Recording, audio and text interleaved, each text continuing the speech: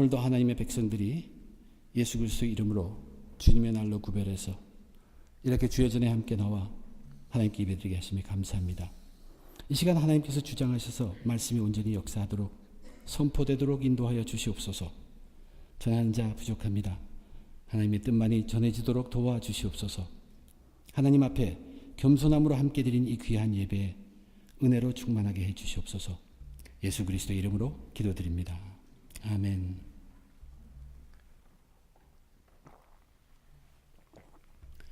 마태는 복음서에서 예수님이 말씀과 성령이 함께 역사하신 가운데 믿음의 나라의 왕으로 이 땅에 오셨음을 선포하고 있습니다.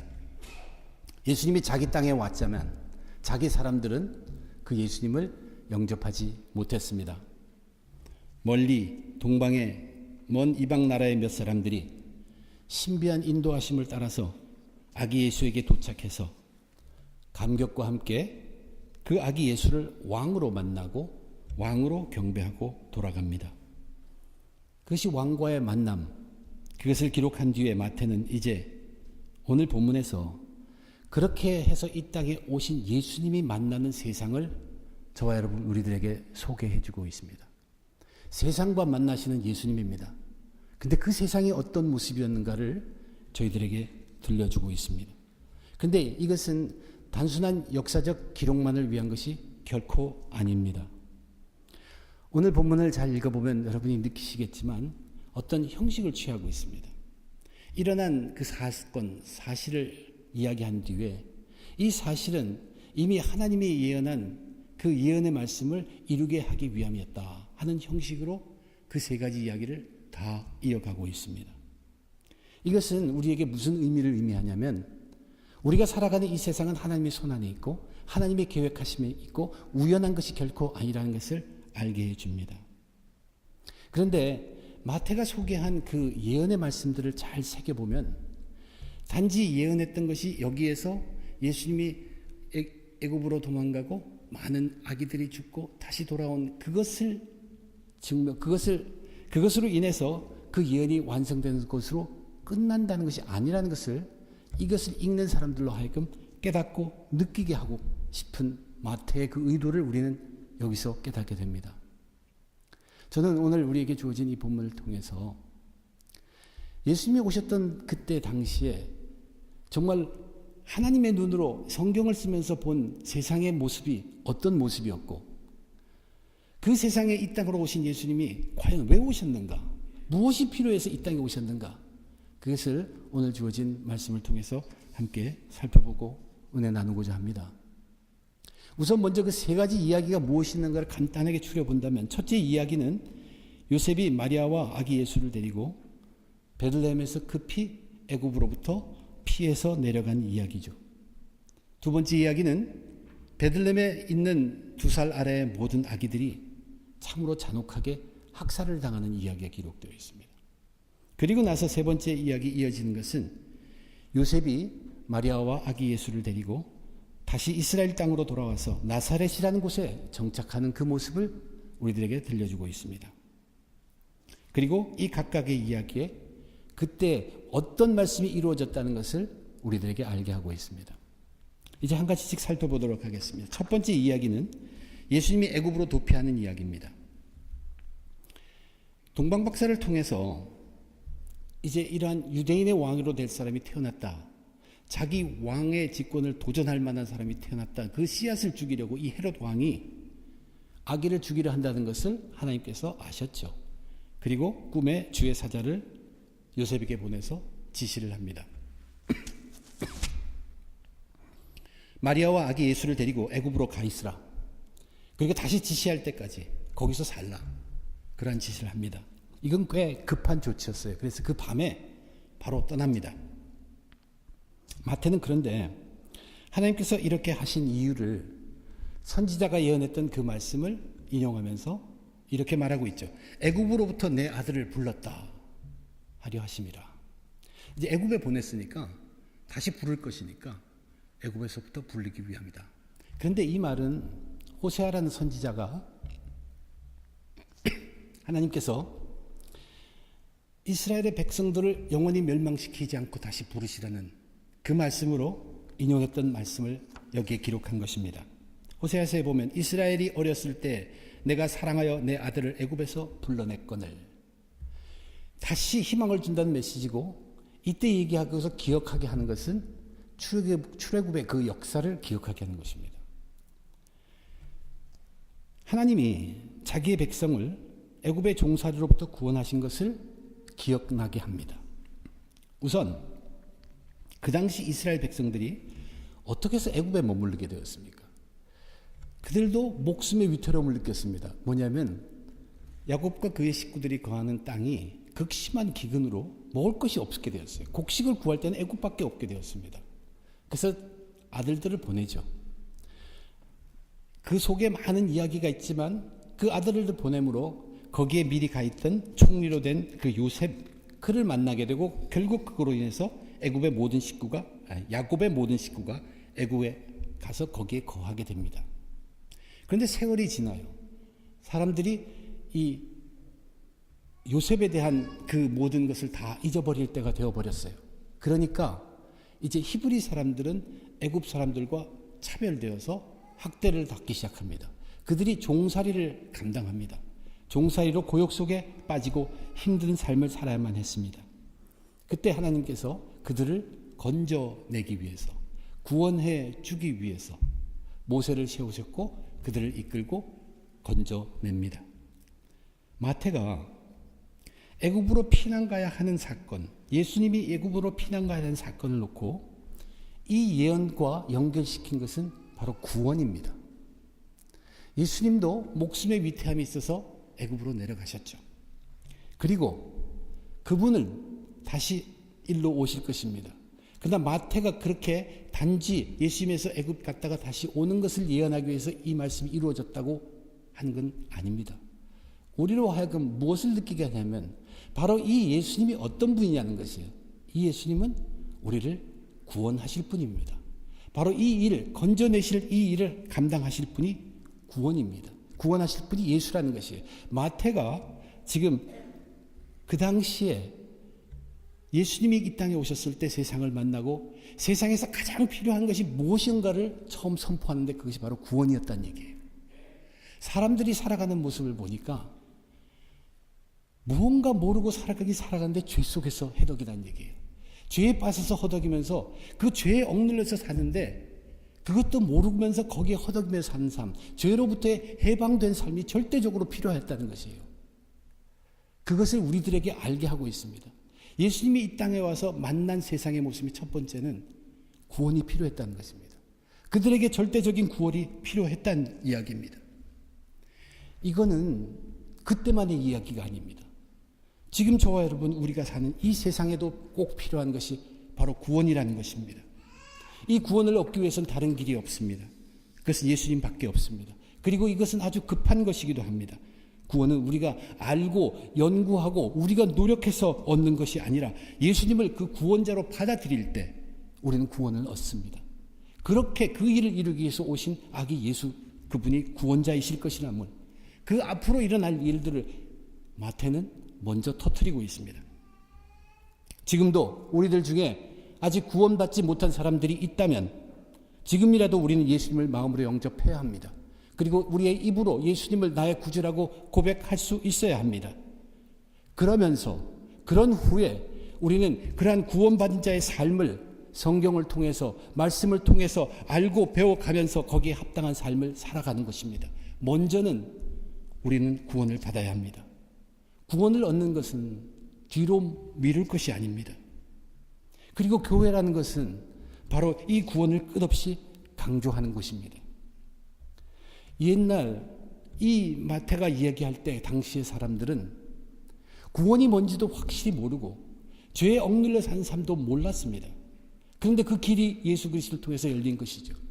오늘날의 우리들은 구원을 모르는 사람도 많지만 이미 예수가 와서 구원의 길이 열린 것을 알면서도 그 구원을 받아들이지 못하고 한 사람, 그리고 받은 것처럼 모르고 착각하고 사는 사람들도 많다는 심각한 문제입니다. 교회는 바로 그것을 늦지 않도록 항상 강조해 주어야 합니다. 죄로부터 구원받는다는 것, 그것을 우리가 설명하고 이해시키는 것, 그것이라기보다는 죄를 이야기해야 합니다. 구원을 이야기해야 합니다. 그 순간을 통해서라도 예수 그리스도 안에서 하나님의 영과 하나님의 말씀이 그 사람을 감동시켜서 구원받도록 해야 하는 것이 저와 여러분들의 의무입니다. 모든 영혼이 구원받아야만 합니다. 그리고 그뿐만 아니라 우리는 이 구원의 확신 속에서 살아가야 합니다. 사도 바울은 이 구원을 사랑으로 얘기했고 사랑을 구원으로 얘기했습니다. 이것은 우리 구원받은 것은 확실하지만 이 구원은 처음부터 확실히 보이는 것이 아닙니다. 희미합니다. 그러나 점점 확실해 가는 것입니다. 그날에 이르러서는 우리는 밝히 보고 알게 되리라고 얘기한 것이 바로 이 구원입니다. 받은 것은 확신하지만 우리는 그 구원의 삶, 완성을 위해서 끊임없이 걸어가는 성화의 삶을 살아야 합니다. 가장 먼저 중요한 것이 우리는 구원받아야 한다는 얘기입니다. 이 구원을 너무 기본적인 것이라고 생각하면서 그리스도인들이 이것을 소홀히 하기 쉽습니다. 내가 구원받았는데 왜 자꾸 또 구원 그러느냐. 과연 우리가 구원을 받았다면 내가 구원을 받았다는 확신이 정말 있는가? 내가 지금 그 구원 확신 속에서 살아가고 있는가? 내 삶을 분명히 보고 그렇다면 내가 오늘 하루도 내게 주어진 것을 바로 이 구원받은 자로서 합당한 삶으로 해결하고 살아가고 있는가? 우리에게 주어진 환경에서 사는 삶은 그 바탕이 구원받은 것이라는 것이야 한다는 얘기예요. 그것이 오늘날 하나님이 우리 믿는 자들에게 바라시는 모습입니다. 교회의 사명은 바로 이 구원을 강조하는 것입니다. 우리는 죄인이기 때문에 구원받지 않으면 안 된다는 것이에요. 그리고 이 땅의 어떤 것보다도 어떤 모든 영혼들은 다 구원을 받아야 한다는 얘기입니다. 그리고 그 다음에 구원의 확신 속에서 구원의 완성된 삶을 위해서 구원받은 자답게 살아가는 삶을 살아가야 합니다. 교회에서 왜 예수 통한 구원의 이야기가 쉬지 말아야 하는 그 이유입니다. 지금도 세상은 구원이 필요합니다. 처음 이야기를 마태가 얘기하면서 애굽에서 건져내는 것을 얘기했습니다. 분명히 구원과 것을 얘기했어요. 이제 그 다음 얘기를 이야기하면서 우리들에게 깨닫게 한 것이 무엇인가를 살펴보고자 합니다. 근데 두 번째 이야기는 마태가 들려준 이야기는 아주 끔찍한 얘기입니다. 헤롯 왕이 동방에서 왔던 박사들이 자기와 약속을 지키지 않고 그냥 돌아갔다는 사실을 알게 되었어요. 그래서 자기 나름대로 유대 왕이 태어났다는 그걸 계산을 합니다. 그리고 넉넉히 죽이기 위해서, 그리고 그 장소가 베들레헴이라는 걸 압니다.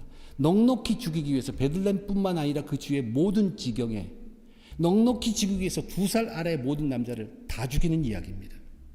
참 잔혹한 행위입니다. 이 잔혹한 행위를 마태는 무엇으로 표현하고 있냐면 엄청난 고통으로 표현해주고 있습니다. 자식을 잃은 부모의 고통으로 라헬의 고통, 그것으로 표현하고 있습니다. 라헬의 통곡으로 표현하고 있습니다. 과연 라헬이라는 사람이 누구입니까? 라헬은 야곱으로부터 가장 사랑을 받던 야곱의 부인이죠. 근데 야곱의 인생을 보면 인생 전부가 자식 때문에 고통으로 가득 차 있습니다. 처음에 그녀는 자녀가 없었어요. 그것들로 받은 아주 아픈 고통을 갖고 있는 이 여자입니다. 그리고 그녀는 결국 어떻게 죽게 됩니까? 베냐민 그 아들 나타가 난산이 되어서 그 아들 나타가 죽는 여인이 이 여인입니다. 단지 엄마 된 이 여인뿐만 아닙니다.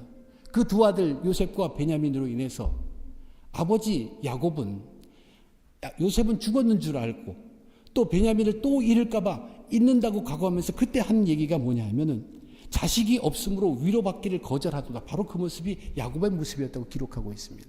마태가 우리로 깨닫게 하는 것은 뭐냐면 그 엄청난 아기들이 다 죽었어요. 그럴 때 그 이해하지 못한 그 죽음 앞에 아주 심한 그 부모가 겪는 고통을 얘기하고 있습니다. 예레미야 선지자가 왜 그 얘기를 했는가? 이 베들레헴의 이 라헬이 죽은 장소가 베들레헴 바로 옆에 있는 라마라는 거기에 장사되어 있습니다. 특별히 유다가 멸망해서 포로로 잡혀갈 때 그들이 집결해서 끌려가는 곳이 바로 라마라는 장소였습니다. 그래서 너희들이 여기서 끌려갈 때 우리의 선조인 라헬이 자식을 잃은 것처럼 통곡하고 있다라는 얘기를 하는 것입니다. 근데 그 예언이 지금 이 무자비한 정말 아무 죄 없는 어린아이들이 죽는 것을 예언한 것으로 끝인가? 그것을 위해서 과연 이 기록을 해놓았는가 생각해 보겠다는 얘기예요. 지금 마태가 저와 여러분, 우리들에게 이 이야기를 하면서 생각나게 하고 기억나게 하는 것이 있습니다. 이제 이 이후에 다가올 또 하나 엄청난, 아무도 죄 없는 사람이 무자비한 방법으로 십자가에 못 박혀 돌아가시는 그 죽음과 그 죽음을 놓고 그 죽음을 바라보시는 하나님 아버지의 찢어지는 가슴을 우리로 보고 이 이야기하게 해주는 것입니다. 이 두 번째 이야기는 우리로 무엇에 연결십니까? 십자가입니다. 예수 그리스도의 죽으심입니다. 예수 그리스도가 이 땅에 오셨을 때 그 세상의 모습은 하나님이 보시기에는 절대적으로 구원이 필요한 세상이었고, 그 구원을 일으킬 수 있는 길은 유일한 길, 그 길을 가기 위해서 예수님은 이 땅에 오셔서 걸어가십니다. 저와 여러분, 왜 이런 생각을 합니다. 죄도 없는 2살도 안 된 아기들이 왜 그렇게 무참히 죽어야 하는가? 왜 하나님은 그것을 그냥 두고 보셨는가? 왜 하나님은 아무 일도 하지 않으셨는가? 그러나 이것은 절대로 우리가 이해할 수 있는 일이 아닙니다. 이러한 우리가 절대로 이해할 수 없는 일을 저는 영적 전쟁이라고 표현합니다. 이것은 영적 전쟁의 순간입니다. 하나님의 아들이 이 땅에 오셨다는 것을 영의 그 마귀는 압니다. 영적 전쟁을 걸은 것이에요. 그래서 헤롯을 조종해서 무자비한 그 살인을 일어나게 했다는 것입니다. 그러면 우리가 도저히 알 수 없는 이 영적 전쟁에 왜 예수 그리스도의 죽음이 역할하는가? 저와 여러분, 예수 그리스도가 십자가에서 못 박혀 돌아가신 그 죽음을 저와 여러분이 다 안다고 생각하십니까? 우리가 아는 것은 정말로 전체 빙산의 일각 조그만 한 부분일 것입니다. 우리는 그런대로 성경이 알려주어서 그 십자가가 제사이고 희생의 제사이고 하나님의 크신 능력, 하나님의 크신 사랑 이해합니다. 그러나 우리가 알고 있는 것이 전부가 아닙니다. 그런데 왜 이것이 기록되어 있느냐? 이런 영적 전쟁이 필요한 이 세상 삶에서 우리가 완전하게 싸워서 이길 완전한 완벽한 무기는 바로 그거 하나입니다. 예수 그리스도의 죽음, 그 십자가입니다. 우리는 그것을 들고 살아야만 이 험한 세상에 우리도 모르게 파고드는 그 영적 전쟁에서 유일하게 승리할 수 있는 무기가 그것이란 얘기예요. 마태는 예수님이 몇 살인지 모르지만 그 아기 시절을 표현하면서 이 복음서 전체에 통해서 자기가 표현할 것을 앞에 아예 선포하고 떠뜨리고 있습니다. 3장을 보십시오. 3장에서부터는 이미 예수님은 30살이 되었습니다. 지금 2장까지가 어린아이 얘기예요. 그렇지만 그 아기들의 죽음, 예수 그리스도 아무것도 없는 아무 죄도 없는 자가 그렇게 무참하게 처참하게 죽어가는 십자가. 십자가가 세상 사람들에게 미련한 것이지만 믿음의 사람들에게는 능력의 근원이요 엄청난 하나님의 사랑이라는 것을 우리는 알잖아요. 이 세상 살아가는데 저와 여러분, 우리는 알지도 못하면서 영적 전쟁 가운데 있다는 것을 여러분 깨달아야 합니다. 내가 영적 전쟁을 싸운다고 나가서 싸우는 게 아닙니다. 이미 영적 전쟁은 이루어졌고 우리도 모르는 사이에 그런 위험에서부터 우리는 건져내지고 있습니다. 예수 십자가, 그것을 믿는 우리의 믿음 때문에, 그 예수 십자가 때문에. 또한 우리 이 영적 전쟁이라는 것은 시간도 없이 우리에게 찾아올 수 있습니다. 그래서 우리는 항상 깨어 있어야 합니다. 예수 그리스도 죽으심이 항상 내 가까이에 있어야 합니다. 그래서 이 영적 전쟁이라는 것은 우리로 하여금 유혹에 빠뜨리게 하고 끌고 가는 거기서부터 끌려가지 않고 깨어있게 하는 유일하고 가장 효과적인 완벽한 무기입니다. 지금 마태가 얘기하고 있는 그 예언은 물론 예수 그리스도의 그때 베들레헴에서 엄청난 학살을 예언한 것으로 완성이 되었습니다. 그것으로 이루어졌습니다. 그러나 완성은 아직 안 되었다는 얘기예요. 마태가 우리로 알게 하건 더 큰 아픔, 더 참혹한 죽음, 둘 다 우리는 이해하지 못할 것이지만 그 이해하지 못한 영적 전쟁에 이런 일이 일어날 때 우리는 이것으로 대처하라는 그 뜻입니다. 저희는 우리도 알고 알지 못하고 그런 사이에 보호받기도 하고 유혹을 이기고 승리하고 있습니다. 하나님의 말씀과 하나님의 영의 도움에 의지하고 예수님이 못 박혀 달리셨던 십자가, 점점 더 알아가고 더 깨달아가고 더 가까이 두고 늘 붙들고 살아야 할 십자가라는 얘기입니다. 우리의 죄를 용서하기 위해서 죽으신 예수님, 생명과 생수의 살과 피, 죽지 않는 그 영원한 삶, 이 모든 것이 바로 이 십자가 속에 담겨 있는 것들입니다. 교회라는 곳은 바로 이 험한 십자가가 영광이 되는 곳이어야 합니다. 세상은 이런 것을 미련한 것이라고 하지만 그래도 여기서라도 우리가 이 길을 통해서, 이 무기를 통해서 구원의 길을 이룰 수 있다는 것을 우리가 확인하고 나가서 구원받은 자답게 살아가게 준비시켜주는 것이 교회입니다. 교회에서 우리가 모여서 다른 이것저것 거기에 우리의 에너지를 빼앗을 것이 아니라 정말로 한 번 모였을 때만이라도 예수님의 죽으심이 나에게 무엇인가, 구원이라는 것이 내 삶에 어떤 것인가를 우리는 깨닫는 주일의 하루가 되어야 합니다. 그러한 교회의 삶이 여러분 신앙의 삶이 되어야 합니다. 영적 전쟁을 이길 수 있는 길은요, 하나밖에 없습니다.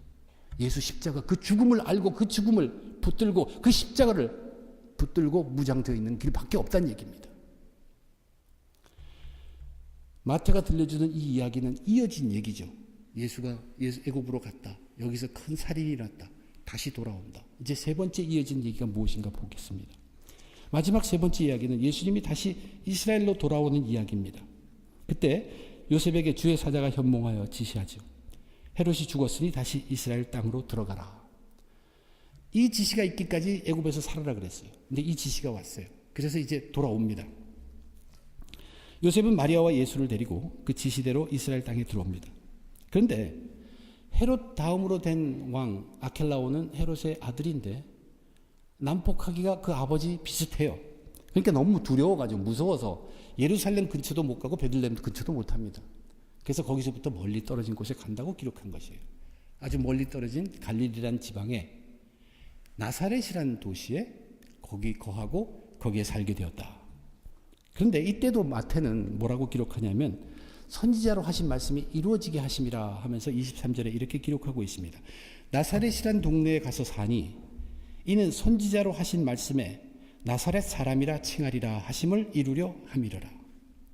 그런데 우리에게 문제가 하나 있어요.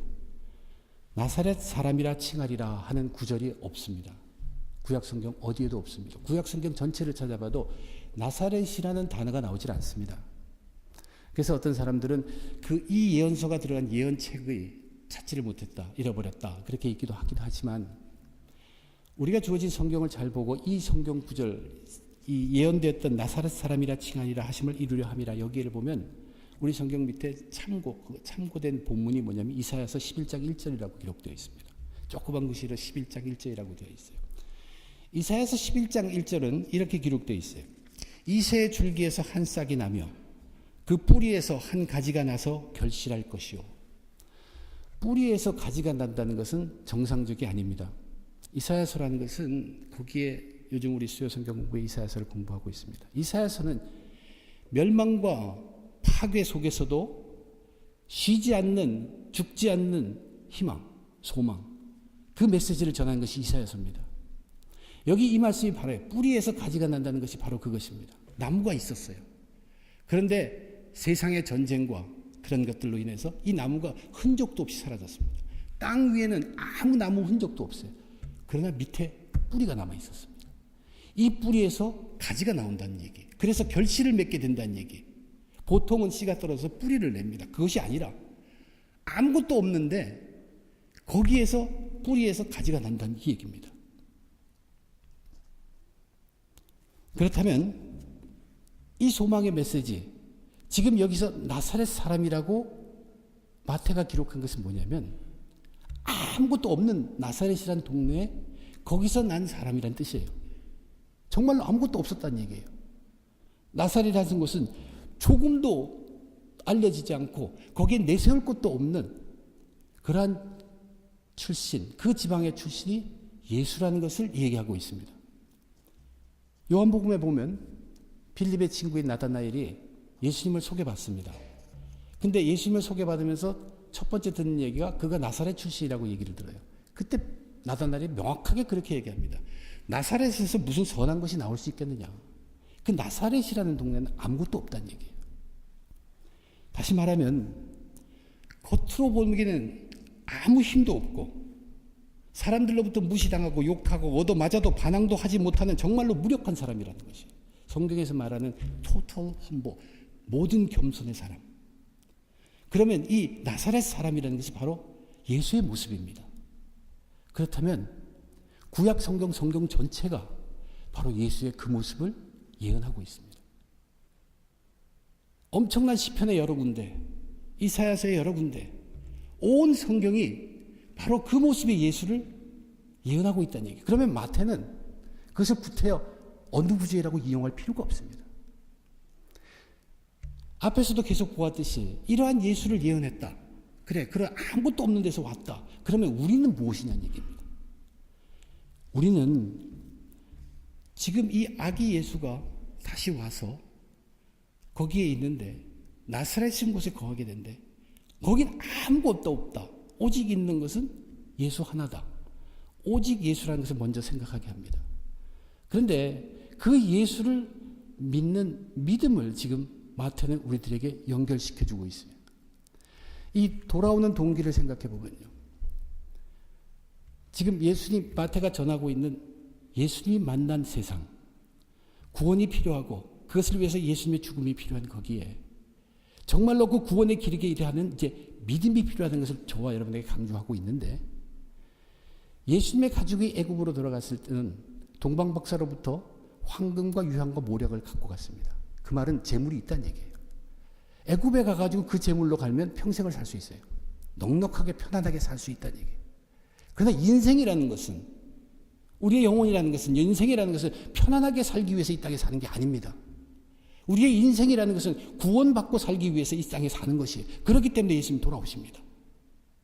그뿐만 아니라 돌아왔을 때 가장 위협적인 것이 무엇입니까? 세상 권력이었죠. 세상 권세였어요. 그러나 마태가 지금 이 세 번째 이야기에서 우리들에게 강한 메시지로 들려주는 것은 그 돈도 아니요, 그 권세도 아니요, 아무것도 없고 오직 하나, 믿음이라는 얘기입니다. 그것이 바로 나사렛 예수, 나사렛 사람이라고 칭함받는 예수란 뜻입니다. 이 나사렛이라는 뜻은 그래서 오직이란 아무것도 아니고 다른 것도 아니란 얘기입니다. 이것은 오직 예수도 되고 오직 믿음도 되는 말입니다. 사도 베드로가 뭐라고 얘기합니까? 금과 은 나 없다고 그랬어요. 그러나 내가 있는 것으로 내게 주노니 나사렛 예수 그리스도의 이름으로 일어나 걸으라. 나 아무것도 아니야. 다른 거 아무것도 없어. 난 딱 하나, 예수, 딱 하나, 내가 갖고 있는 그 믿음, 그거 하나 갖고 할 테니 일어나라. 능력의 근원입니다. 오늘날 세상에 살아가는 사람들은 돈을 필요로 합니다. 그리고 권력을 갖고 싶어 합니다. 좋은 것을 가져야 무엇을 할 수 있다고 생각해요. 힘센 것을 가져야 내가 좀 뭘 한다고 생각해요. 그러나 복음서가 우리들에게 전해주는 것은 그 어느 것보다도 우리가 이 땅에 살아갈 때 가장 필요한 것은 믿음 하나라는 거예요. Nothing else but Jesus. Nothing else but faith. Faith in Jesus. 예수 믿는 믿음. 저는 계속해서 이 이야기가 이어진 얘기라고 여러분에게 강조하고 있습니다. 우리는 이 믿음만이 훨씬 더 중요하다는 것을 알고 살아야 합니다. 겉으로 나사렛 출신 사람처럼 아무것도 아닌 것처럼 보이는 우리의 믿음.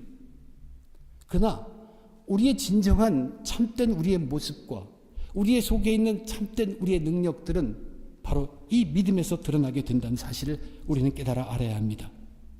우리의 믿음의 사람들이 지금도 나사렛 예수 그리스도의 이름으로 하면서 그 이름을 부를 때는 다른 것 다 아니란 얘기예요. 돈이 아니란 얘기예요. 권력이 아니란 얘기예요. 오직 예수란 얘기예요. 그리고 다른 것 다 아니란 얘기예요. 오직 믿음이란 얘기예요. 그것으로 살아야 하는 저와 여러분 그리스도의 삶입니다. 이 땅, 이 세상에서 인생에게 가장 필요한 것은 바로 믿음으로 구원을 얻는 것입니다. 예수님이 어렸을 때 기록을 통해서 마태는 복음서 전체에서 가장 중요한 것을 앞에서 선포하고 있는 것이에요. 앞으로 이 복음서 내내 우리가 무엇을 중심으로 두고 읽고 들어야 하냐면 바로 이 메시지입니다. 구원과 십자가와 믿음입니다. 이 세상에 절대적으로 필요한 모든 영혼에게 필요한 것은 구원입니다. 우리는 지금 교회가 이 가장 중심적인 여기서 벗어나서 원래는 이것 때문인데 세상적인 것을 어떻게 믿음으로 승리하겠냐 하는 그것을 가르친다고 하면서 여기서부터 벗어나고 있다는 것은 참 아픈 일입니다. 우리는 구원을 반드시 알아야 합니다. 우리의 영혼, 우리가 구원 받았을 때 여러분 확신이 거합니다. 그렇지만 구원은 힘이에요. 확실하지 않습니다. 그러나 이것은 확실해지는 것입니다. 그 과정이 있다는 얘기예요. 사도 바울이 사랑을 구원으로, 구원을 사랑으로, 지금은 희미하게 보이지만 그때는 분명해 보는 것이 구원의 길입니다. 그 길을 가야 합니다. 그러려면 우리에게는 내가 구원받다는 확신이 있어야 되죠.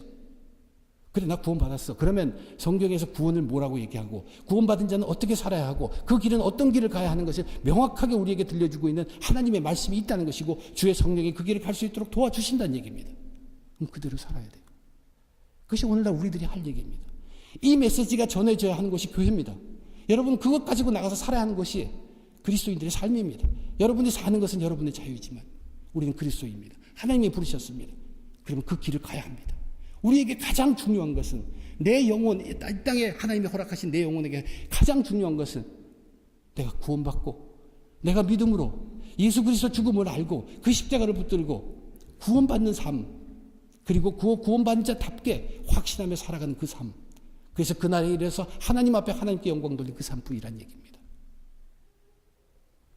저는 그 일을 선포하기 위해서 불림을 받았습니다. 여러분들도 마찬가지입니다. 여러분들도 그 일을 위해서 택함받은 사람입니다. 이 일을 구원받은 자로서 구원받은 자답게 확신 가운데 이 일을 하기 위해서 우리들에게 사람을 붙여주었어요. 우리에게 자식도 주시고 부모도 주시고 같이 일하는 사람들을 주었습니다. 교인들을 주었어요.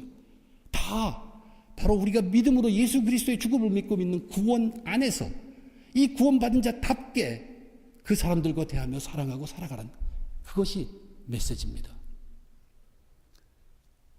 우리는 앞으로 이제 예수님이 성인이 되어서 그 십자가를 향해 달려가는 그 삶을 마태복음을 통해서 계속 공부하게 될 것입니다. 어린 아기의 예수의 삶을 기록한 마태는 그 아기의 예수를 삶을 설명하는 것 같지만 성경의 말씀을 우리에게 알려주면서 앞으로 무엇이 터질 것이라는 것을 저와 여러분들에게 알게 하고 있다는 얘기예요. 저와 여러분들은 아는 사람들입니다. 구원받은 사람들이에요. 절대 우리는 구원을 소홀히 할 수 없습니다. 구원을 절대 소홀히 하지 마십시오. 그리고 십자가를 항상 가까이 하십시오. 그리고 예수 믿는 믿음, 그 믿음 하나만으로 승리할 수 있습니다. 그렇게 승리하신 저와 여러분 되시길 주님의 이름으로 축원드립니다. 기도하겠습니다. 하나님, 오늘도 내가 살아가는 삶 속에 지치고 힘들다고 하며 왔습니다. 그렇지만 내 인생의 삶 중에 하나님이 가장 귀하게 생각하시고 가장 원하시는 것이 바로 내 영혼의 구원받는 것이라는 것을 잊지 말게 하시고 다시 한번 그 구원의 믿음의 삶으로 회복되게 하시고 이 시간 우리가 받은 구원의 확신 속에 거하게 하시며 다시 한번 말씀의 영과 하나님의 영과 말씀이 인도하시는 대로 그 삶을 걸어가겠노라 다짐할 수 있는 우리 그리스도인들, 성도들 다 되게 도와주시옵소서. 아버지 하나님, 그 길을 위해서 이미 길을 얘기해 놓았습니다. 예수님이 죽으셨습니다. 거기에는 엄청난 고통이었고 아무 죄 없는 사람이 처참하게 죽었습니다. 하나님의 고통이 함께 있는 그 길이 열려 있습니다. 하나님, 세상은 구원이 필요하며 세상은 그 십자가가 필요합니다. 우리가 구원받고 이 세상을 살아가는 영적 전쟁에 승리하기 위해서는 그 십자가를 놓아서는 결코 안 된다는 것을 다시 한번 깨닫게 도와주시고 우리가 교회로 모일 때마다 바로 그 구원을 확인하고 십자가를 붙들 수 있는 주의 성도들이 다 되게 도와주시옵소서. 하나님, 아무것도 없는 것 같지만 거기에서 하나님이 가장 원하시는 귀한 것이 난다는 것을 잊지 않게 하시고 아무것도 없어 보이고 세상은 밀어나고 한다는 우리의 믿음, 보이지도 않는 믿음, 그 믿음 하나만으로 돈이 아니라 권력이 아니라 믿음 하나만으로 살아가는 주의 백성들 다 되게 축복하여 주시옵소서. 이 모든 것 감사하며 우리 주님 예수님 이름으로 간절히 기도드립니다. 아멘.